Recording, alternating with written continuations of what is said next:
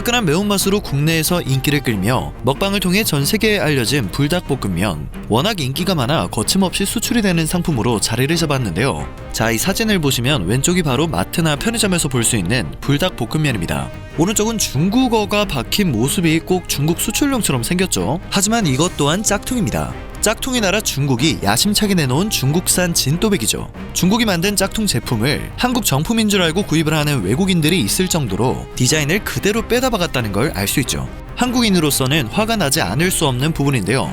문제는 이런 제품들이 수도 없이 많다는 것입니다. 참다 못한 식품업체들은 중국에서 유통되는 짝퉁 한국식품을 퇴출시키기 위해 손을 잡았습니다. 5일 한국식품산업협회는 삼양식품과 CJ제일제당, 대상, 오뚜기와 함께 공동협의체를 구성하고 중국의 한국식품 모조품 생산업체인 청도태양초식품 등을 상대로 중국 지식재산권 법원에 지식재산권 소송을 제기했다고 밝혔는데요. 국내 식품업체의 중국 유통사인 청도태양초식품 등은 인기 상품의 상표와 디자인을 도용한 유사 한국식품을 만들어 판매해왔습니다. 심지어 모조품에 사나이라는 한글 브랜드를 입히는 치밀함을 보이기도 했죠. 진짜 가지가지하는 나라입니다. 이에 공동협의체는 삼양식품의 불닭볶음면과 오뚜기의 당면 등 9개 제품에 대한 상표권 소송을 동시에 제기했고, 소송에는 특허청과 한국지식재산보호원이 협조를 하고 있습니다. 한국식품산업협회 관계자는 지금까지 개별 기업이 중국에서 모조품에 대한 행정 단속을 시도한 적이 있었으나 공동으로 침해 소송을 제기하는 것은 이번이 처음이라며 지식재산권 침해 대응의 성공 사례가 되도록 승소를 위해 최선을 다할 것이라고 말했습니다. 아주 혼쭐을 낼 수 있는 결과가 나올 수 있었으면 합니다. 이 사례에서 등장하는 지식재산권은 인간의 지적 창조물에 대해 법이 부여한 권리를 말합니다. 크게 저작권과 산업재산권으로 나눌 수 있는데요. 미술과 음악, 영화, 소설, 소프트웨어와 게임 등 문화예술 분야의 창작물에 부여되는 것이 저작권이고, 산업과 경제활동 분야의 창작물에 부여되는 발명품과 상표, 디자인과 특허권, 상표권과 같은 것들이 산업재산권에 포함됩니다. 지식재산권이 필요한 이유는 간단합니다. 토마스 에디슨을 예로 들면 그는 전구를 비롯해 전화와 축음기 등과 같은 장비를 만들어 인류의 삶을 바꿔놓는 발명을 했습니다. 그가 이런 발명을 하기까지는 수없이 많은 시행착오와 어려움을 극복해야만 했는데요. 만약 발명된 이후 누군가가 에디슨의 발명품을 보고 흡사한 제품을 만들어 판매한다면 어떻게 될까요? 당연히 문제가 생길 수밖에 없기 때문에 법적인 보호가 필요한 것입니다. 앞서 예로 든 불닭볶음면도 마찬가지입니다. 그래서 우리나라는 한국의 지식재산권 보호 강화를 위해 바쁘게 움직이고 있습니다.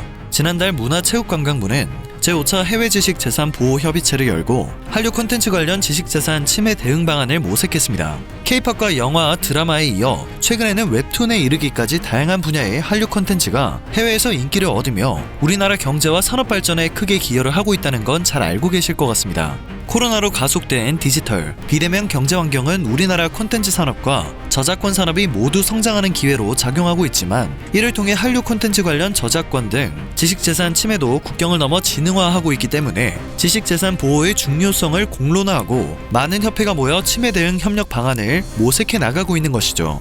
쉽게 말해서 한류 콘텐츠를 비롯한 한국의 문화가 전 세계적으로 엄청난 인기를 끌고 있다 보니 지식재산을 침해하는 일들도 상대적으로 더 빈번하게 일어나고 있고, 피해를 막기 위한 대응 방안을 모색해야 할 상황까지 오게 됐다고 볼 수 있습니다. 우리나라가 명실상부한 지식재산 강국이 된 것이죠. 지식재산권 다툼이 사회적 이슈로 부각되는 건 그만큼 산업 영역에서 지식재산권의 가치 비중이 커지고 있기 때문입니다. 히트곡을 제조하면 평생 음원 수입을 챙길 수 있는 사례만 보더라도 지식재산권이 화수분 같은 존재라는 걸 알 수 있죠. 그래서 이제 국가가 가진 부의 원천은 과거 자원 등 물질 자산에서 보이지 않는 지식 자산으로 이동하고 있습니다. 미국과 중국 등도 지식재산이란 영토를 더 크게 확장하려고 총성 없는 싸움을 치르고 있습니다. 우리나라 역시 마찬가지입니다. 코로나로 인한 세계 경제의 어려움 속에도 2020년 우리나라 국제지식재산지수는 전년과 동일하게 13위를 기록했는데요. 한국은 특허권과 상표권, 디자인권 등 분석평가 대상 9개 분야에서 골고루 높은 점수를 받았습니다. 사실 산업재산권으로 범위를 좁혀 주요 부문 출원만 놓고 보면 우리나라는 이미 탑5 지표를 보유하고 있습니다. 특히 2020년 우리나라 산업재산권 출원은 역대 최고치를 찍었죠. 산업재산권 유형에는 특허, 디자인 등록, 상표 등록, 실용신안 등록 출원 등이 있는데요. 한국은 2020년 총 55만 7,256건으로 전년 대비 9.1%나 증가를 했습니다. 최근 한국은행이 발표한 2021년 상반기 지식재산권 무역수지에 따르면 상반기 지식재산권 무역수지가 흑자를 기록했다는 점도 알 수 있습니다.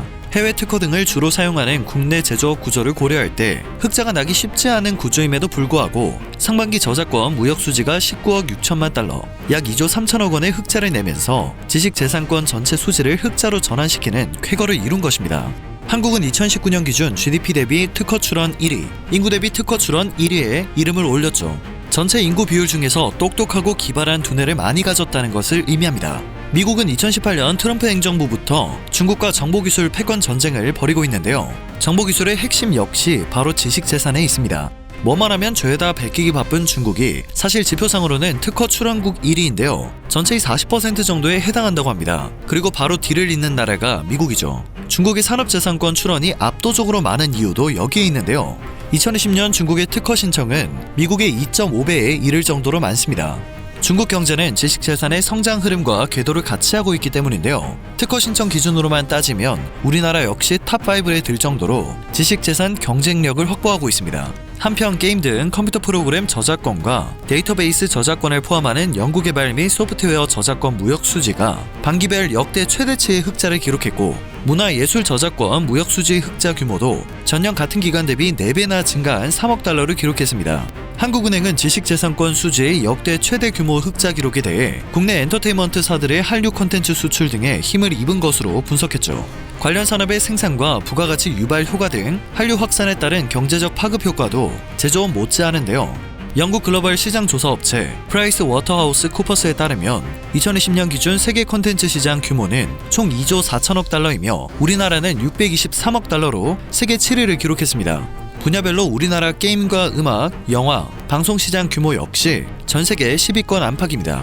2020년 매출액 기준으로 보면 국내 게임 산업 규모는 전 세계 4위이고 국내 방송은 11위, 영화 7위, 음악 9위, 시장 규모도 10위권 안팎으로의 규모 경쟁력을 갖추고 있습니다. 한류 열풍의 우리 콘텐츠 수출은 지난 10년간 연평균 증가율이 13.9%에 이르는 비약적 성장을 구가하기도 했습니다. 한류가 아시아에서 남미까지 전 세계로 확산하고 영역도 대중문화에서 우리 문화 전반으로 관심이 확대되면서 전 세계 한류 애호층이 약 1억 명에 육박한다고 하죠. 한국수출입은행은 2020년을 기준으로 우리나라 콘텐츠 수출이 100달러 증가할 때 소비재 수출은 248달러 증가하는 파급 효과가 있다고 분석합니다. 한국이라는 작은 나라가 가진 잠재력이 대단하다는 반응이 나올 수밖에 없는데요. 일각에서는 한국인들의 높은 IQ가 한국의 놀라운 변화를 가지고 온 것이라는 의견을 찾아볼 수 있습니다. 최근 스위스 쭈리히 대학이 국민소득과 성장에 대한 민족 IQ의 연관관계를 조사한 리포트에서 세계 최고의 IQ는 한국이 1위, 일본이 2위, 대만 3위, 싱가포르 4위, 독일 5위 등으로 이어집니다. 1960년대까지 세계에서 가장 우수한 두뇌를 가진 민족으로 유태인을 꼽았는데 그 이유는 세계 서양사의 동양이 채 제대로 등장하기 전이었다고 밝혔습니다. 일본에 이어 대한민국과 중국의 경제 발전이 가속화되면서 평균적인 두뇌를 평가해본 결과 한국인보다 유태 민족의 IQ가 훨씬 뒤처지는 것으로 나타났다고 합니다. 그러면서 보고서는 세계 평균의 IQ가 한국이 최고인 이유로 한글의 우수성, 높은 교육열과 높은 인구 밀도, 대한민국의 지세, 한국의 전통 문화, 역사의 오랜 전통을 꼽았습니다. 한국이 지식재산 강국이 될 수 있었던 것이 우연이 아니라는 것이죠. 그리고 올해부터는 역내 포괄적 경제 동반자 협정 RCEP이 발효되었습니다. 이에 따라 아세안 시장에서 우리 기업의 지식재산권 보호가 한층 강화될 것으로 기대되고 있어 다행입니다. 오늘 전해드릴 소식은 여기까지입니다. 영상이 정보가 되셨다면 그것만으로도 정말 감사드립니다. 늘 새롭고 유익한 뉴스를 전하는 로버튜브 되겠습니다.